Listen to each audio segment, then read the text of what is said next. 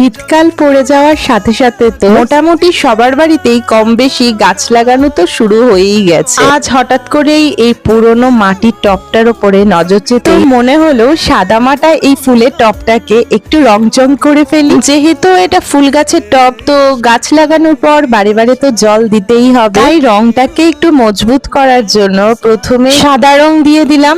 এবার সাদা রংটা শুকিয়ে যাওয়ার পর তারপর যে কালারটা দিয়েছি সেটা লাল, কালো আর বাদামি রং মিক্স করে বানিয়েছিলাম। আচ্ছা, কারা কারা গাছ লাগাতে খুব ভালোবাসো বলো তো? জানি বেশিরভাগ সবাই মোটামুটি গাছ লাগাতে খুব ভালোবাসে। যাই হোক, জিনিসটাকে রং করে নেওয়ার পর এবার সাদা রং দিয়ে কিছুটা ডিজাইন করে দিয়েছি, দেখতে যেন আরো সুন্দর লাগে। এই যে ধীরে ধীরে এই ফুলের টবটা কিন্তু সুন্দরভাবে সেজে উঠেছে। আর তোমাদের আজকের এই ফুলের টব ডিজাইনটা কেমন লাগলো অবশ্যই জানিও।